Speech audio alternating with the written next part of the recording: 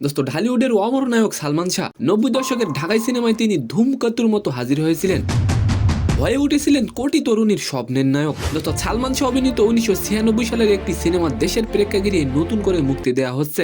And second নিউজটি থাকবে দোস্ত চ্যাম্পিয়ন্স ট্রফিতে ভারত পাকিস্তান ম্যাচে ভারতকে হারাতে না পারলে নিজের নাম বদলে দিতে চাইছিলেন শাহবাজ শরীফ। তবে ভারতের কাছে পাকিস্তানের পরাজয়ের পর কি বলছেন শাহবাজ শরীফ, তো নিউজ দুটি জানতে অবশ্যই ভিডিওটি সম্পূর্ণ দেখবেন। দোস্ত সালমান শাহর ফ্যাশন স্টাইল, সাবালিল অভিনয় ও সংলাপ ডেলিভারিতে অকাল মৃত্যুর 29 বছর পরও অনেক বেশি জীবন্ত দর্শকদের হৃদয়ে। মৌসুমীর সঙ্গে জুটি বেঁধে কেরিয়ার শুরু করা সালমান শাহ অনেক নায়িকার সঙ্গে হিট সিনেমা উপহার দিয়ে গেছেন।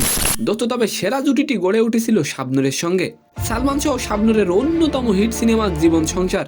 দোস্ত আপনি যদি সালমান শাহর ভক্ত হয়ে থাকেন তাহলে তাকে নিয়ে অবশ্যই একটি কমেন্ট করে যাবেন। দোস্ত 1996 সালের 18 অক্টোবর মুক্তি পায় জীবন সংসার সিনেমাটি। সে সময়ও ছবিটি ব্যবসা সফল হয়েছিল। দোস্ত গত শুক্রবার 21 ফেব্রুয়ারি থেকে রাজধানীর বিজিবি সিনেমা হলে জীবন সংসার সিনেমাটি নতুন করে চালানো হচ্ছে।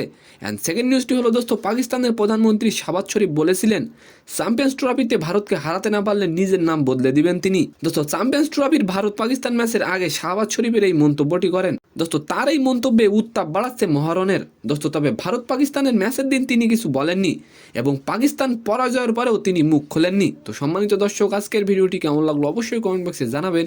আর ভিডিওটি যদি ভালো লাগে অবশ্যই একটি লাইক দিয়ে আমাদের চ্যানেলটিকে সাবস্ক্রাইব করে দিবেন। ধন্যবাদ।